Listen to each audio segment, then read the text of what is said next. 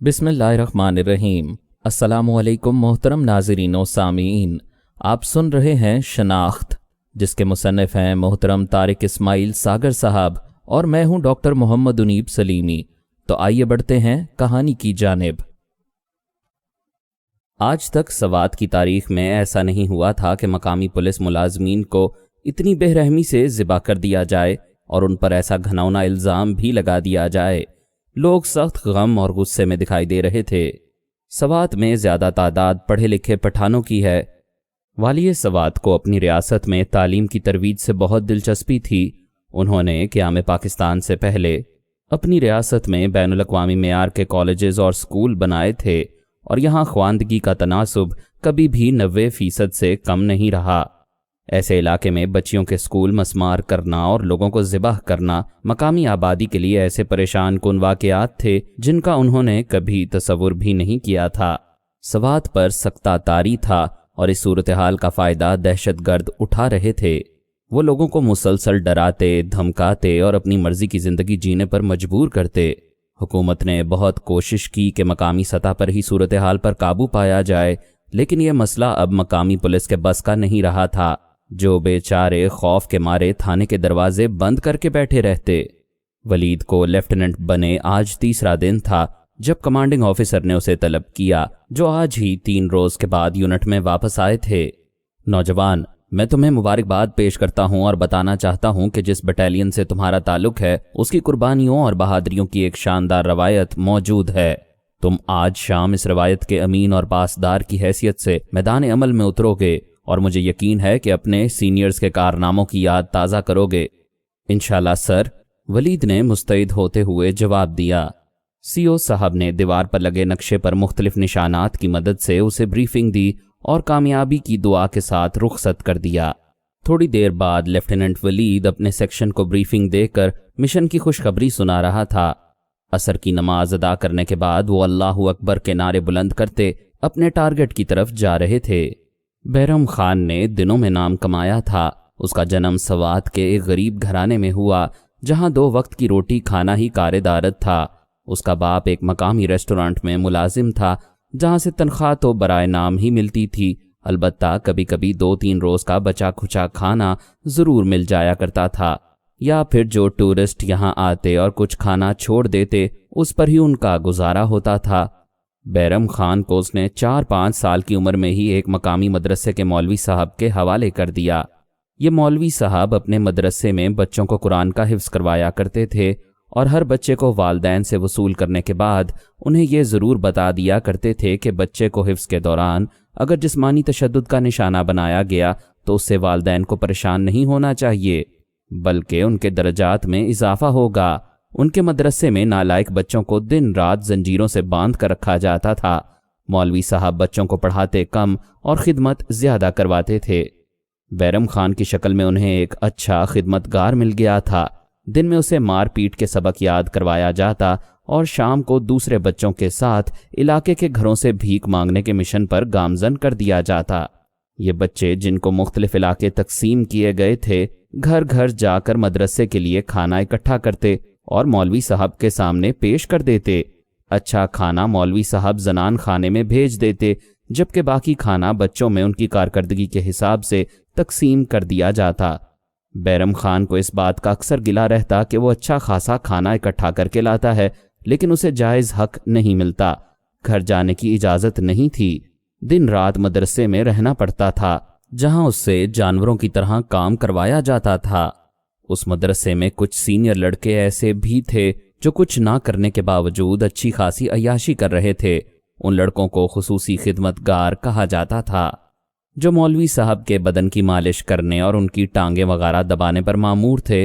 मौलवी साहब को शुगर का अर्जा लाहिक था, लेकिन मकामी हकीम साहब की मुतअद्दद वार्निंग के बावजूद वो हलवा खाने की आदत से जान ना छुड़ा सके, जिसकी वजह से उनकी टांगों और बदन में मुसलसल दर्द रहता था।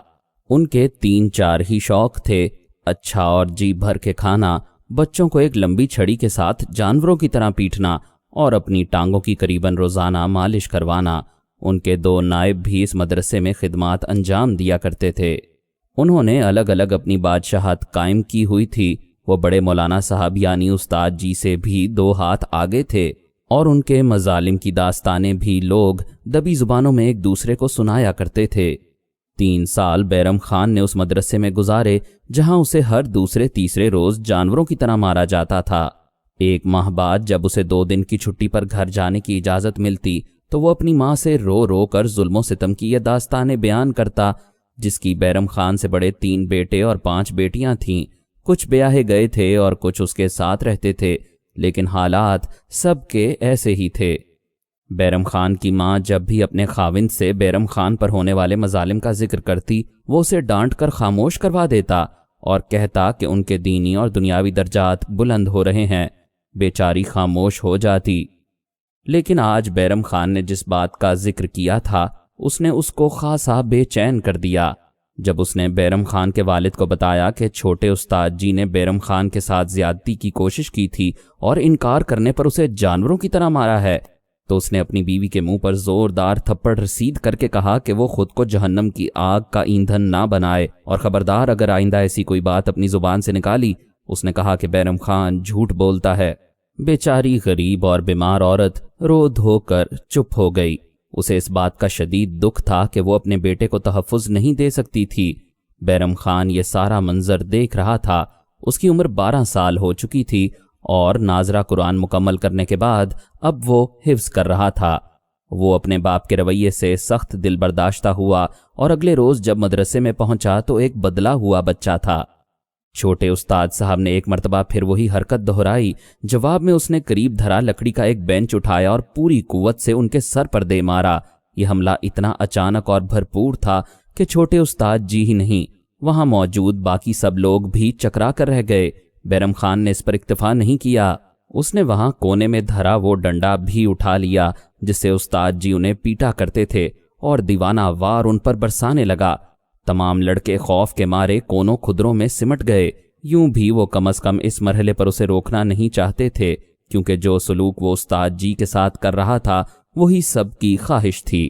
استاد جی کے سر سے مسلسل خون بہہ رہا تھا اور اب وہ بے ہوش ہو چکے تھے۔ بیرم خان نے وہی ڈنڈا ان پر ہی توڑ ڈالا اور ٹوٹا ہوا ڈنڈا وہاں پھینک کر وہاں سے بھاگ نکلا۔ کسی نے اس کا تعاقب کرنے کی ہمت نہیں کی۔ نوشہرہ جانے والی بس تیار کھڑی تھی۔ وہ چپ چاپ اس میں سوار ہو گیا۔ بس میں سانس لینے کی جگہ بھی باقی نہیں تھی۔ کنڈکٹر نے یہی جان کر کہ وہ کسی کے ساتھ سفر کر رہا ہے اسے ٹکٹ کا تقاضا نہیں کیا اور بیرم خان نوشہرہ پہنچ گیا۔ نوشہرہ سے لاہور تک کا سفر اس نے 2 ماہ میں طے کیا۔ ان 2 مہینوں نے 12-13 سال کے بیرم خان کو جوان کر دیا۔ اس کو مدرسے کے آداب معلوم تھے۔ کوئی نہ کوئی مسجد یا مدرسہ اس کا مسکن رہا۔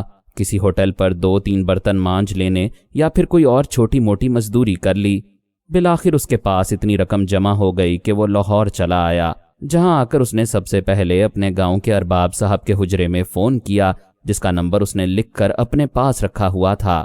یہاں حجرے میں اس کا چچا زاد کام کیا کرتا تھا، جس نے اسے پہچانتے ہی سب سے پہلے اس کے کارنامے پر داد دی اور پھر خبر سنائی کہ چھوٹے استاد جی زندہ بچ گئے، لیکن انہوں نے پولیس میں رپورٹ درج نہیں کروائی کیونکہ پولیس نے تفتیش کرنی تھی اور ان کی اصلیت بے نقاب ہونے کا خطرہ تھا۔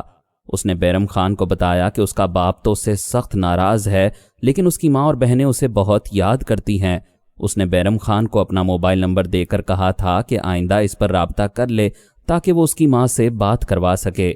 بیرم خان کی بات اپنی ماں سے ہوئی تو اس نے اپنی ماں کو یقین دلایا کہ وہ جلدی واپس آئے گا اور ان سب کی قسمت بدل کر رکھ دے گا۔ تب اس کی ماں کو اس بات کی سمجھ نہ آئی کہ آخر بیرم خان ان کی قسمت کیسے بدلے گا، اس کے ہاتھ کون سا قارون کا خزانہ لگ گیا ہے۔ لیکن بیرم خان نے غلط نہیں کہا تھا۔ لاہور میں اس نے پہلے تو مقامی ہوٹلوں پر قسمت آزمائی کی، پھر اپنے ہم زبانوں کے اس گینگ تک رسائی حاصل کر لی جو چھوٹی موٹی وارداتیں کیا کرتا تھا۔ بیرم خان نے دنوں میں اس گینگ کو اپنا مرید بنا لیا۔ وہ بلا کا ذہین اور پھرتیلا تھا۔ دن کو اس کے ساتھی شہر کی پوش آبادیوں میں ریڑیوں پر پھل اور سبزیاں لگا کر فروخت کرتے تھے، اور اس دوران اس کی پیشہ ورانہ نظریں اپنا شکار بھی تاڑ لیا کرتی تھیں۔ کسی بھی گھرانے کی بیگمات جن کے گھروں کے مرد دن کے اوقات میں اپنے کاموں پر گئے ہوتے ان کا خصوصی شکار ہوتیں۔ 2-3 मरतबा उन्हें सस्ते दामों फल सब्जियां फरोख्त करने के बाद वो घर की बेल बजाकर घर वालों को अपनी आमद से मुत्तला करते। फिर घर वाले तरस खाकर उन्हें रात का बचा खुचा खाना खिलाने अंदर बुला लेते और इस दौरान वो सारे घर का अच्छी तरह जायजा ले लेते। उनका तरीका वारदात बड़ा जालमाना और शातराना होता था। बैरम खान को वारदात वाले दिन बुलाया जाता और जैसे ही घर के अंदर मौजूद साथी का सिग्नल मौसूल होता, वो घर में घुसता और पिस्तौल की मदद से घर में मौजूद 2-3 खवातीन को यरगमाल बनाकर 15-20 मिनट में घर की कीमती अशिया लेकर फरार हो जाते। उन्होंने दर्जनों वारदातें की, लेकिन क्या मजाल जो पुलिस उन तक पहुंच सकती। एक इलाके में वारदात करने के बाद वो फौरन दूसरे किसी शहर मुंतकिल हो जाते और मामलात ठंडे होने के बाद ही वापस लौटा करते थे। चोर की मां कब तक खैर मनाती। एक रोज उसके 2 साथी रंगे हाथों पकड़े गए। बैरम खान बड़ा चालाक लड़का था। उसने अपने साथियों को कभी अपने असली ठिकाने की हवा भी नहीं लगने दी थी और खुद को महमद एजेंसी का रहने वाला बताया करता था। जैसे ही यह खबर मिली, बैरम खान ने अपना बैग पकड़ा और फैसलाबाद पहुंच गया, जहां एक नई खुशखबरी उसकी मुंतजिर थी। उन दिनों अमेरिका ने अफगानिस्तान पर हमला किया था और अफगानिस्तान से अलकायदा, तालिबान और मुजाहिदीन अपनी जानें बचाने के लिए फाटा का रुख कर रहे थे। फैसलाबाद का उसका साथी किसी मुजाहिद तंजीम से वाबस्ता और मकामी मदरसे में खासे असर और रसूख का मालिक था। उसने बैरम खान को जिहाद की राह दिखाई और बताया कि अरब मुजाहिदीन जो अफगानिस्तान से भागकर इधर आ रहे हैं, उनके साथ डॉलर और खवातीन भी होती हैं और मुजाहिदीन चूंकि आपस में मिल बांट कर खाते हैं, इसलिए वो मकामी मुजाहिदीन को अच्छा खासा हिस्सा बखरा देते हैं। बैरम खान के लिए तो बिल्ली के भागों छींका टूटा। वो फौरन जिहाद के लिए तैयार हो गया। ये वो दौर था जब मुजाहिदीन अपनी जानें बचाकर भाग रहे थे। सिर्फ गैर मुल्की मुजाहिदीन ही डटे हुए थे। उन्होंने दोनों बाहें खोलकर बैरम खान का इस्तकबाल किया और वो एक उज़्बेक कमांडर के ग्रुप में शामिल हो गया। यहाँ उसने जिहाद तो क्या करना था, अपने ग्रुप की बर्तरी कायम करने के लिए अलबत्ता एक दूसरे से नबरदाज़मा रहने लगे और करीबन 6 माह में बिलाखिर उन्होंने इलाके में अपनी धौंस जमा ली। 25 साल के बाद बैरम खान को उज़्बेक कमांडर जमाल शील्डरोफ का नायब बना दिया गया। इस दौरान उसने अपने घर वालों की काया ही पलट कर रख दी। शील्डरोफ ने कभी उसे पता ना लगने दिया, लेकिन उसके पास आए रोज डॉलरों और पाकिस्तानी करेंसी के अंबार जमा हो रहे थे, जिनमें से वो बैरम खान को मुनासिब हिस्सा दे रहा था। बैरम खान ने सवात में अपना मकान पक्का बनवा दिया, 2 बहनों की शादी करवा दी और हजारों रुपए अलग से जमा कर लिए। एक रोज अचानक उन पर क़यामत टूटी जब पाकिस्तानी फौज के एक दस्ते से उनका टकराव हो गया। बैरम खान ने जल्दी अंदाजा लगा लिया कि ये डरने या भागने वाले नहीं, बल्कि उनको अंजाम तक पहुंचाने वाले लोग हैं। वो रात के अंधेरे में अपनी कलाशनकोफ, नोटों और डॉलरों से भरा हुआ बैग लेकर ऐसा गायब हुआ कि फिर कभी इस इलाके में दिखाई ना दिया। फाटा से फरार होने के बाद बैरम खान सीधा अपने गांव बांडीपुरा में पहुंचा, जहां उसका वालिद अब खासा मुअज़्ज़ज़ शहरी बन चुका था। मदरसे के उस्ताद जी का इंतकाल हो चुका था। उसकी आमद की खबर सुनकर छोटे उस्ताद जी फरार हो चुके थे। बैरम खान ने फौरन मदरसे को अपनी कफालत में लेने का ऐलान कर दिया। इलाके के 3-4 उलमाए कराम को बाकायदा अपनी टीम का हिस्सा बना लिया। खुद वो मदरसे का मुहतमिम बन गया। चूंकि वो मुजाहिद कमांडर तो था ही, अब उसका नाम भी कमांडर बैरम खान हो गया था। मदरसे के अखराजात के लिए उसने मकामी ज़मींदारों और होटल मालिकान को राज़ी कर लिया, क्योंकि उन बेचारों के पास उसकी हाँ में हाँ मिलाने के सिवा और कोई चारा ही ना था, और अपने काम में लग गया। 3-4 माह में उसके मदरसे की धूम चारों तरफ पड़ गई। इलाके में जो भी तबलीगी जमातें आती, उनका क़याम यहीं हुआ करता था। मकामी उलमाए कराम की तकारीर होती और बैरम खान की तरफ से कायम करदा इस्लाह उम्मत जमात के वर्कर आहिस्ता आहिस्ता मकामी शहरियों में भी इस्लाम की तबलीग करने लगे। लोग उनके खौफ की वजह से उनकी हर गलत सही बात मान लिया करते, क्योंकि इनकार करने वालों का हशर उन्होंने देख लिया था, जिनकी लाशें बड़ी ख़राब हालत में मिला करती थीं। हैरत की बात तो ये थी कि मकामी इंतज़ामिया और पुलिस उनका कोई नोटिस ही नहीं ले रही थी, जिसकी वजह से बैरम खान का बढ़ता हुआ खौफ था। कोई उसके मुंह लगने के लिए तैयार नहीं था। अब वो सिर्फ जिहादी ही नहीं, मजहबी रहनुमा भी बन चुका था और बाकायदा एक दीनी जमात का सरबराह भी था। मकामी सियासतदानों और अशराफिया की कोशिश यही होती थी कि कमांडर बैरम खान उनसे सेट रहे, क्योंकि उन्हें अभी कुछ अरसा गैर इस्लामी जमहूरी निज़ाम के तहत ही इलेक्शन लड़ने थे। البتہ اسلامی نظام نافذ ہونے کے بعد وہ وعدے کے مطابق بیرم خان کے تابعدار رہتے، یہ سلسلہ جاری رکھتے۔ جب ایک روز اچانک بیرم خان کو جمال شیلدروف کا پیغام ملا کہ وہ خود اس سے ملنے آ رہا ہے یا جمال اس سے ملنے آئے۔ بیرم خان بڑا مکار کمانڈر تھا، وہ جان گیا کہ جمال شیلدروف نے غلبہ حاصل کر لیا ہے اور وہ اس کے گزشتہ طرز عمل سے ناراض ہے، کیونکہ اس نے فرار ہونے کے بعد جمال کی خبر ہی نہیں لی تھی۔ بیرم خان نے پیغامبر سے کہا کہ وہ خود کمانڈر صاحب کی خدمت میں حاضر ہو رہا ہے، اور تیسرے روز وہ کمانڈر جمال شیلدروف اور اس کی نوبیاہتا بیوی کے لیے تحائف کا اٹیچی کیس بھر کے کمانڈر جمال کے اڈے پر پہنچ گیا۔ کمانڈر جمال نے خلاف توقع اس کا کھلی باہوں سے استقبال کیا، اور یہاں 10-12 غیر ملکی مجاہدین بھی موجود تھے، جن میں ازبیک اور چچنین نمایاں تھے۔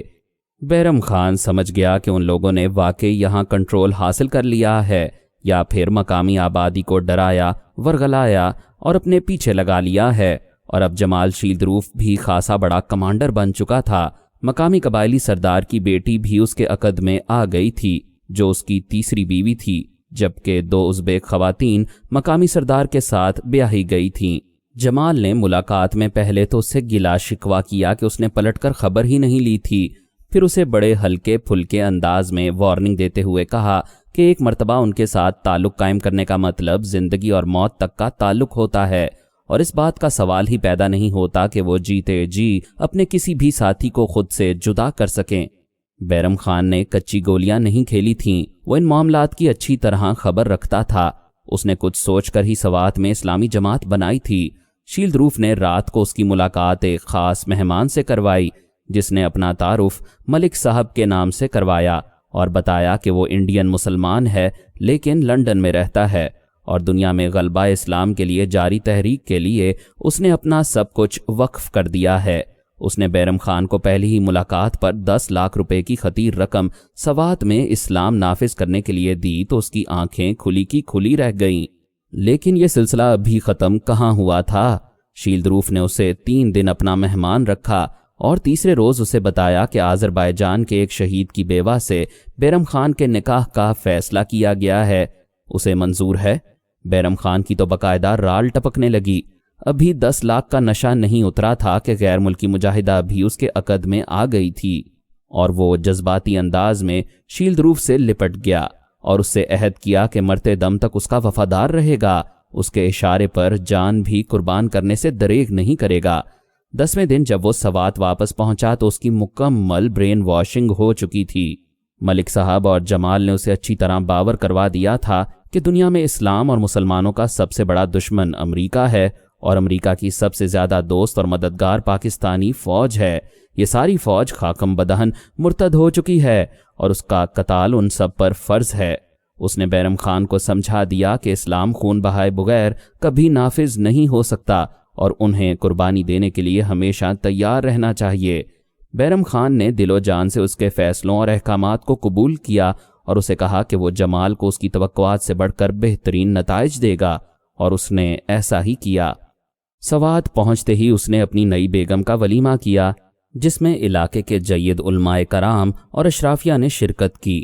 یہاں ایک پرتکلف دعوت کا انتظام کیا گیا تھا، جس کا سارا خرچہ ایک مقامی ہوٹل کے مالک نے برداشت کیا، کیونکہ اس کے پاس کوئی دوسرا آپشن ہی موجود نہیں تھا۔ اس سے پہلے 2 ہوٹل مالکان نے یہ غلطی کی تھی جو اب سوات چھوڑ کر بھاگ گئے تھے، کیونکہ بیرم خان کے مجاہدین نے ان کی زندگی اجیرن کر دی تھی۔ بیرم خان خود اصلاح امت پارٹی کا سربراہ تھا اور سارا دھندا اس پارٹی کے نام سے ہو رہا تھا۔ اس نے جمال اور ملک صاحب کی ہدایت پر سب سے پہلے اپنی پارٹی کی طرف سے حکومت سے فوراً اسلامی نظام کے نفاذ کا مطالبہ کر دیا۔ یہ مطالبہ گزشتہ 65 سال سے کئی اسلامی جماعتیں کرتی آ رہی تھیں۔ حکومت نے اسے بھی معمول کا مطالبہ ہی سمجھا اور اس کا کوئی نوٹس نہ لیا۔ یوں بھی یہ بڑا پرامن علاقہ تھا اور گزشتہ طویل افغان جنگ میں بھی یہاں حالات پرامن ہی رہے، لیکن اس مرتبہ معاملہ ذرا مختلف تھا۔ یہ بات بیرم خان ابھی نہیں جانتا تھا کہ جمال شیلدروف نے اسے جس ملک صاحب سے ملایا اور جس نے پہلی ہی ملاقات پر اتنی فیاضی کا مظاہرہ کیا، وہ رو کا مقامی سیکٹر کمانڈر اور انتہائی تربیت یافتہ دہشت گرد تھا، جو افغانستان میں رو کے اس خصوصی سیل کا انچارج تھا جو بریگیڈیئر سہنا کی کمانڈ میں پاکستان میں تخریب کاری کروا رہا تھا۔ ملک اسلام کے متعلق کم از کم بیرم خان سے کئی گنا زیادہ علم رکھتا تھا۔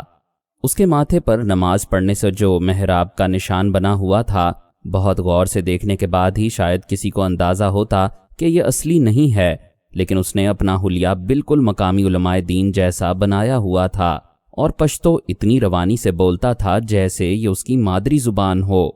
بیرم خان کو اس بات کا علم نہیں تھا کہ ملک کو فارسی پر بھی اتنا ہی عبور حاصل ہے، اور جب وہ اپنے شمالی اتحاد والے دوستوں سے ملتا ہے تو ان کے ساتھ بھی فارسی میں ہی بات کرتا ہے۔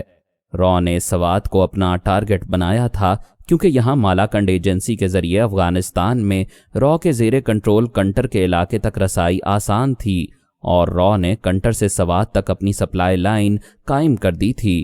ملک کو امید تھی کہ جلدی بیرم خان کی طرف سے کوئی اچھا رسپانس ملے گا، لیکن ادھر تو خاموشی طاری تھی۔ اس نے کبھی سوچا بھی نہیں تھا کہ سوات کے عوام اتنی آسانی سے یہ سب کچھ ہضم کر لیں گے۔ ابھی تک ادھر سے کوئی خاص بے چینی دکھائی نہیں دے رہی تھی، جس پر اس نے فوراً پہلا دھماکہ کر دیا۔ جمال شیلدروف کی طرف سے بیرم خان کو پیغام ملا کہ نوجوان لڑکیوں کو انگریزی تعلیم دینا حرام اور ناجائز ہے، فوراً اس پر عمل شروع کروائے، جس پر اس نے اگلے ہی روز عمل شروع کر دیا۔ سوات میں چونکہ تعلیم کی اہمیت کو لوگ اچھی طرح سمجھتے ہیں، خصوصاً وہاں بچیوں کی تعلیم پر خصوصی توجہ دی جاتی ہے۔ بیرم خان کی طرف سے پہلے سوات کے 10 اہم لڑکیوں کے سکولوں کو وارننگ دی گئی کہ سکول فوراً بند کر دیے جائیں اور لڑکیاں گھروں سے باہر نہ نکلیں۔ سکول مالکان کے لیے یہ پیغامات باعث تشویش ضرور تھے، لیکن انہیں اتنے شدید رد عمل کا اندازہ نہیں تھا۔ جب اگلے 3 روز تک ان دھمکیوں پر عمل نہ ہوا تو چوتھے روز سوات مسلسل ہونے والے دھماکوں سے گونج اٹھا۔ یہ دھماکے بیرم خان کی جماعت کے ان مجاہدین کی طرف سے کیے گئے تھے جو اگلے ہی روز کنٹر میں ملک صاحب کے لگائے تربیتی کیمپ سے خصوصی تربیت حاصل کر کے واپس لوٹے تھے۔ وہ اپنے ساتھ بڑا خطرناک ہائی ایکسپلوسیوز لے کر آئے تھے جن کی انہیں خصوصی تربیت دی گئی تھی۔ انہوں نے اپنی تربیت کا عملی مظاہرہ راتوں رات ڈائنامائٹ کے ذریعے لڑکیوں کے 2 بڑے سکول اڑا کر کیا، جنہیں اس ڈائنامائٹ کے ذریعے اڑایا گیا تھا جو وہ کنٹر سے اپنے ساتھ لائے تھے۔ ان دھماکوں نے سوات کو لرزا کر رکھ دیا۔ سب سے پہلے اس کی خبر بیرم خان نے جمال شیلدروف کو دی، جس نے فوراً یہ خوشخبری ملک صاحب کو پہنچائی، جس نے خبر سنتے ہی بیرم خان اور جمال شیلدروف کے لیے 10 کروڑ روپے کے خصوصی انعام کا مزدہ سنایا، جسے سن کر جمال شیلدروف جھوم اٹھا۔ اس نے ملک صاحب کو 5 کروڑ روپے تو سیدھے اس کے غیر ملکی اکاؤنٹ میں جمع کروانے کی ہدایت کی، باقی 5 کروڑ میں سے 4 کروڑ خود رکھے اور 1 کروڑ روپیہ اپنی طرف سے کمانڈر بیرم خان کو اس پیغام کے ساتھ روانہ کر دیا کہ مجاہدین نے جس عملی جہاد کا آغاز کیا ہے اسے رکنا نہیں چاہیے اور یہ سلسلہ آگے ہی آگے بڑھاتے چلے جاؤ۔ بیرم خان نے اس سے پہلے کبھی 10 لاکھ روپے بھی اکٹھے نہیں دیکھے تھے۔ پہلی مرتبہ ملک صاحب کی طرف سے اسے اتنی خطیر رقم جہاد کے لیے ملی تھی، اب اکٹھے 1 کروڑ۔ خوشی کے مارے وہ آپے سے باہر ہو رہا تھا۔ اس نے سوچا اگر ایسی چھوٹی چھوٹی کاروائیوں پر اتنے بڑے بڑے انعام ملتے ہیں تو کام جاری رکھنے میں کیا مذائقہ ہے۔ بیرم خان نے اپنی موجودہ مجاہدانہ زندگی کا آغاز لاہور میں چوری چکاری سے کیا تھا۔ وہ اچھی طرح جانتا تھا کہ جمال شیلدروف نے کوئی نوٹ چھاپنے والی مشین نہیں لگا رکھی کہ اسے لاکھوں کروڑوں چھاپ کر دے رہا ہے، اور نہ ہی ملک صاحب کوئی ملٹی نیشنل کمپنی کے مالک ہیں کہ اس طرح خیرات میں دولت لٹاتے رہیں۔ ضرور یہ کوئی اور چکر ہے، اور پھر اسے اس چکر کا پتہ بھی چل گیا۔ اس نے ادھر ادھر سے سن گن لے کر اندازہ کر لیا کہ یہ رقم کسی دوسرے ملک کی ایجنسی کی طرف سے دی جا رہی ہے جو ایک مخصوص ایجنڈے کے تحت اپنا دھندا چلا رہی ہے۔ بیرم خان کے لیے یہ انکشاف پریشان کن صرف اس لیے تھا کہ اس کی چھٹی حص نے اسے بتایا کہ کہیں اس کے نام پر جمال شیلدروف نے تو لوٹ مار کا بازار گرم نہیں کر رکھا۔ عین ممکن ہے کہ اس کے نام پر وہ بہت زیادہ رقم وصول کر کے اسے اس رقم کا کچھ حصہ ہی خیرات کر رہا ہو۔ اس سوچ نے اسے بے چین کر دیا اور اس نے اپنے سابقہ تجربے کو بروئے کار لاتے ہوئے اب معاملات کو براہ راست ہاتھ میں لینے کی ٹھانی۔ اسے غصہ اس بات پر تھا کہ جمال نے سوات میں اس کی اسلام کے نفاذ کے لیے جاری مہم میں کوئی عملی حصہ نہیں ڈالا تھا۔ یہ سب کچھ اس کے اپنے مجاہدین کر رہے تھے، پھر وہ جمال کو انعام کی رقم میں حصے دار کیوں بنائے؟ اب اسے جمال کا کوئی خوف بھی اس وجہ سے نہیں رہا تھا کہ وہ خود اس کے برابر کا کمانڈر بن چکا تھا۔ اس نے اپنی چرب زبانی اور پیسوں کے بل بوتے پر سوات کے غریب اور بے روزگار نوجوانوں کو اپنی جہادی مہم کا حصہ بنانا شروع کر دیا تھا، اور اس کی طرف سے اسلام کے نفاذ کے لیے مسلسل جد و جہد میں باقاعدہ شامل ہونے والوں کو باقاعدہ وظیفہ دیا جا رہا تھا۔ اگلے روز اس نے حال ہی میں کنٹر سے تربیت حاصل کر کے آنے والے اپنے ایک اہم ساتھی کو تخلیہ میں طلب کیا، جس نے اس کی حوصلہ افزائی اور تحفظ کی یقین دہانی پر بتایا کہ وہ جس کیمپ میں جمال کے ذریعے تربیت حاصل کرنے گئے تھے وہاں بظاہر تو مسلمانوں کی شکل و صورت والے لوگ موجود تھے، لیکن وہ مسلمان نہیں تھے۔ اس نے کیمپ کمانڈر کے متعلق پورے وثوق سے بتایا کہ وہ بھارت کا کوئی ریٹائرڈ فوجی آفیسر ہے، اور اس نے اس بات کی بھی تصدیق کی کہ وہاں اس نے بھارتی فوج ہی نہیں دوسری فوجوں کے بھی کچھ افسران کو دیکھا ہے۔ بیرم خان کو سارا گورکھ دھندا سمجھ آ گیا تھا۔ اسے اس بات پر اعتراض نہیں تھا کہ وہ کن لوگوں کے لیے کام کر رہا ہے، اسے غصہ تو اس بات کا تھا کہ جمال شیلد روف نے اسے اعتماد میں کیوں نہیں لیا۔ اسے اس بات کا یقین تھا کہ جمال شیلد روف اس کے نام پر اچھی خاصی رقم ادھر سے بٹور رہا ہے۔ اب اسے جمال سے کچھ ڈر خوف اس لیے نہیں رہا تھا کہ اس کے پاس بھی 200-250 مسلح اور تربیت یافتہ مجاہدین موجود تھے۔ یہ وہ مجاہد تھے جو طویل عرصے سے افغانستان میں جہاد کر رہے تھے، لیکن 9/11 ہونے پر جب امریکنوں نے ان پر ہوائی جہازوں سے آگ برسانا شروع کی تو بیچارے بڑی بے بسی سے اس تباہ کن بمباری میں شہید ہوتے گئے۔ جو کسی نہ کسی طرح زندہ بچ کر پاکستانی علاقے میں پہنچنے میں کامیاب ہوئے، انہیں سمجھ نہیں آ رہی تھی کہ وہ اب کیا کریں۔ امریکہ نے جہاد والا سلسلہ تو بند کر دیا تھا اور یہ صرف مقامی طالبان تک محدود ہو کر رہ گیا تھا، جبکہ پاکستان میں جنرل مشرف نے تاریخی یو ٹرن لے کر ان پر زندگی کے دروازے ہی بند کر دیے تھے۔ پولیس اور سیکیورٹی والے ہاتھ دھو کر ان کے پیچھے پڑے تھے اور مجاہدین جان بچانے کے لیے ادھر ادھر ہاتھ پاؤں مار رہے تھے۔ جیسے ہی انہیں خبر ملی کہ بیرم خان سوات میں اسلام نافذ کرنے جا رہا ہے اور اس نے مجاہدین کی بھرتی بھی شروع کر رکھی ہے، تو وہ کسی نہ کسی طرح بیرم خان تک پہنچ کر پناہ حاصل کرنے لگے۔ بیرم خان کو بھی اب تربیت یافتہ مجاہدین درکار تھے، کیونکہ وہ نہیں چاہتا تھا کہ اس کے زیادہ ساتھی کنٹر کے کیمپ میں تربیت حاصل کریں، اس طرح اس کا بھید بھی جان سکتے تھے۔ ان مجاہدین کے لیے اسلحہ اسے جمال شیلد روف سے مل جایا کرتا تھا۔ جمال شیلد روف کے تو وہم و گمان میں بھی یہ بات نہیں تھی کہ بیرم خان اتنا سمجھدار نکلے گا اور نوبت یہاں تک پہنچ جائے گی۔ بیرم خان اپنے 5 ساتھیوں کے ہمراہ اس سے ایک خفیہ مقام پر ملاقات کرنے آیا تھا۔ اس خفیہ جگہ کا انتخاب بھی بیرم خان نے خود ہی کیا تھا۔ دونوں کے درمیان اب ملاقات کا یہی طریقہ کار طے پایا تھا۔ بیرم خان نے اسے فوراً ہی اس بات کا احساس دلا دیا کہ اب وہ اس کا محتاج نہیں رہا اور آئندہ وہ اپنے فیصلے اپنی مرضی سے کیا کرے گا۔ جمال شیلد روف نے تاجکستان سے اپنے سفر کا آغاز کیا تھا۔ پہلے وہ چچنین مجاہدین کے ساتھ مل کر روس سے جہاد کرتا رہا۔ جب وہاں روس کا غلبہ ہو گیا تو وہ جان بچا کر طالبان تک پہنچ گیا۔ یہیں اس کا تعارف القاعدہ کے ساتھیوں سے بھی ہوا۔ اب وہ ڈبل گیم کر رہا تھا۔ بظاہر تو وہ طالبان کے ڈسپلن سے منسلک تھا، لیکن اندر خانے وہ القاعدہ کے لیے کام کر رہا تھا۔ پاکستانی علاقے میں پناہ لینے کے لیے اس نے بڑی چالاکی سے طالبان کے ساتھی ہونے کا ڈرامہ رچایا اور ایک محفوظ مقام میسر آتے ہی اپنے تمام غیر ملکی ساتھیوں کو، جن میں آذربائیجان، چین، تاجک اور عربی بولنے والے مجاہدین بھی شامل تھے، اپنے گرد جمع کر لیا۔ یہ تمام وہ مجاہدین تھے جن کے پاس پہلے ہی سے خطیر رقم موجود تھی اور القاعدہ جن کے لیے آئندہ اپنے محفوظ مراکز اس علاقے میں بیس برقرار رکھنے کی خاطر بے پناہ فنڈز فراہم کر رہی تھی۔ جمال شیلد روف ایک طرف تو القاعدہ سے ٹھیک ٹھاک ٹھگی لگا رہا تھا اور دوسری طرف اس نے را سے تعلق قائم کر رکھا تھا۔ ملا عمر کے طالبان کا اس سے کوئی رابطہ نہیں تھا۔ وہ اپنی جانیں بچانے اور اپنی بچی کھچی قوت کو مجتمع کر کے امریکہ کے خلاف لڑائی جاری رکھنے کے لیے محفوظ پناہ گاہوں کا رخ کر رہے تھے۔ حفاظتی اقدامات کے تحت خلیفہ ملا عمر نے اپنے روابط انتہائی محدود کر دیے تھے اور رابطے کا یہی فقدان پاکستانی سیکیورٹی فورسز اور سالمیت کے لیے خطرناک ثابت ہوا۔